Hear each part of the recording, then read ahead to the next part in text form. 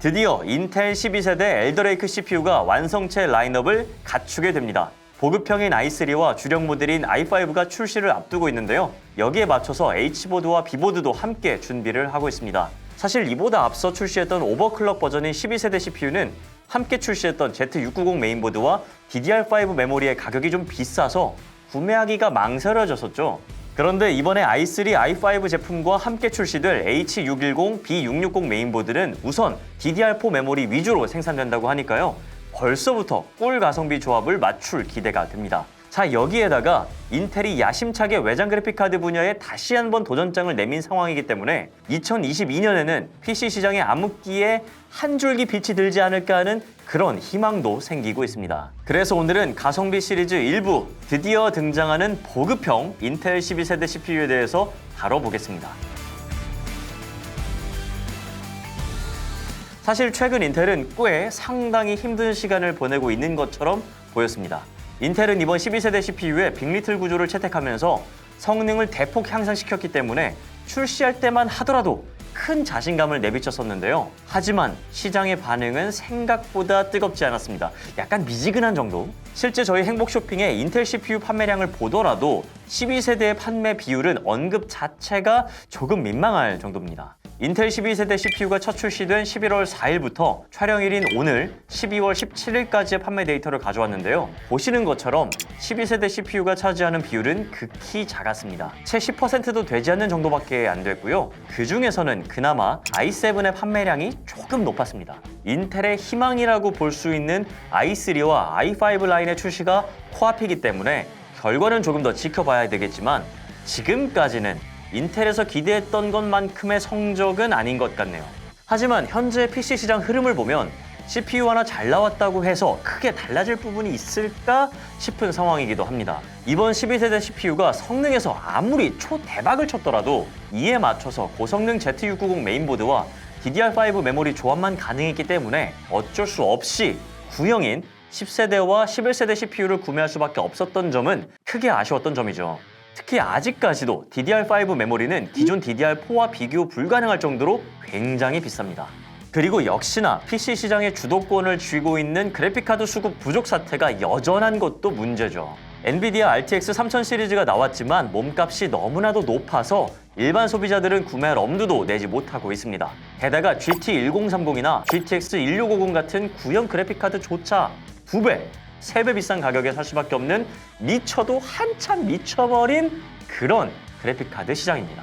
그래도 2022년 초부터는 PC 시장에 활기를 좀 불어넣을 만한 소식이 기다리고 있는데요. 2022년 1월 4일 밤 10시 인텔 12세대 CPU 중에서 보급형 라인업인 i3 12100, 12300과 i5 12400 제품이 출시를 앞두고 있기 때문입니다. 관계자를 통해서 확인한 소식에 따르면요. 이미 판매 물량은 국내에 들어와 있다고 합니다. H610, B660 메인보드도 속속 들어오고 있다고 하네요.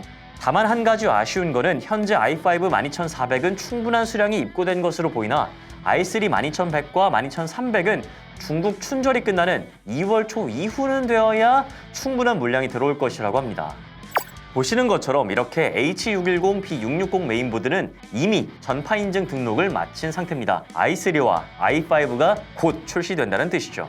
저희 행복쇼핑에서도 이에 맞춰서 2022년 1월 표준 PC의 인텔 12세대 CPU 모델을 적극적으로 소개를 해드리려고 기획을 하고 있는데요. 영상은 출시일과 같은 2022년 1월 4일 밤 10시에 공개될 예정입니다. 더 좋은 제품을 구성하고 소개해드리기 위해서 이번 표준 PC 영상은 조금 늦게 공개되니까요. 양해 부탁드리겠습니다. 만관부! 만관부!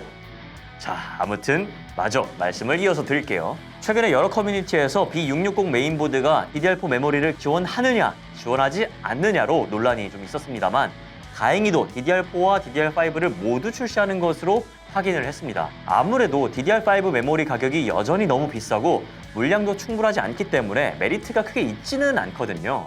메모리계의 대부 삼성전자 제품만 보더라도 가격 차이가 확연하게 느껴지실 겁니다. DDR4 메모리 지원이 아직은 꼭 필요한 이유죠. 인텔 12세대 CPU 성능은 이미 여러 벤치마크 사이트를 통해서 충분히 검증되었기 때문에 기존 DDR4 메모리를 그대로 사용할 수 있는 메인보드의 가격만 잘 나와준다면 소비자들의 선택권이 늘어나지 않을까 싶습니다.